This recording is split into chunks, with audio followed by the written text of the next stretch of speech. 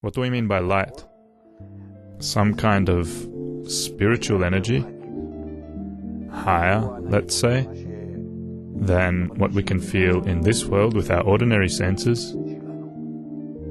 And if I draw upon myself this influence, I begin to truly develop this sense and feel it. Like it says, the light in the Torah reforms. It says, I have created the evil inclination, meaning our ego. I have created the Torah as a spice. Wait, you said that the ego is the evil inclination? Yes. But if you're confusing me here. You're absolutely right. The fact that it is bad... so maybe we should cancel it. Not to cancel it. What then, increase it? The evil inclination. We should increase the evil inclination? No. The fact that it is bad doesn't mean that it is unhelpful. The fact that we are really stuck... Sorry, perhaps I moved too fast. We have already talked about how in us there is the beginning of the sixth sense, which we can develop and turn into a vessel in which we can begin to feel the spiritual world, godliness, the upper reality, eternal life, beyond the body, beyond everything we have here. We develop this sense by the upper light. What's the upper light? It's some kind of energy that exists above this world.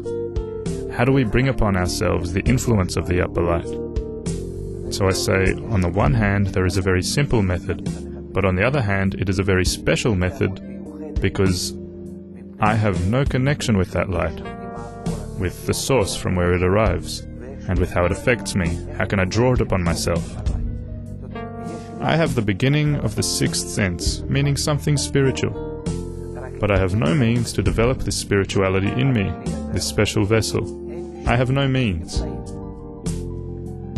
How can I draw and expand the spiritual force upon myself from above? How can I come to this? After all, I'm still only this one point, in contrast to spirituality. That's why Kabbalists write books for us. The books were written from the same places, levels, and spiritual attainments that they have attained, where they can recognize the forces, the upper lights, which when I in this world begin to study the wisdom of Kabbalah, and I study about the soul, about the sixth sense, which is part of someone's consciousness who is at a higher level of consciousness than me. Suppose this is this world and this is the spiritual world. So by this, I draw the light upon myself.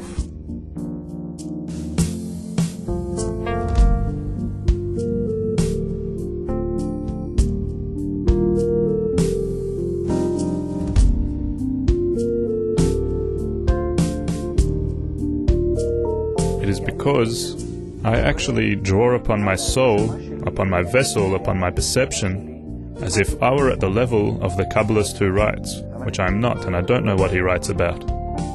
I only read, but I don't understand. However, it is enough if I want that light which reforms to influence me and reform me. That's enough? That's enough. And that's what we call the light that reforms. This is precisely what we call studying Torah. Torah means calling upon this light. Then it affects you. After a while, not immediately, it might even take a few years. You reach a point where the sixth sense opens, meaning that this point opens up into a vessel and begins to feel and to be part of all the feelings and attainments as those of the book's writer. There is no other method that elevates a person above this world to the revelation of godliness.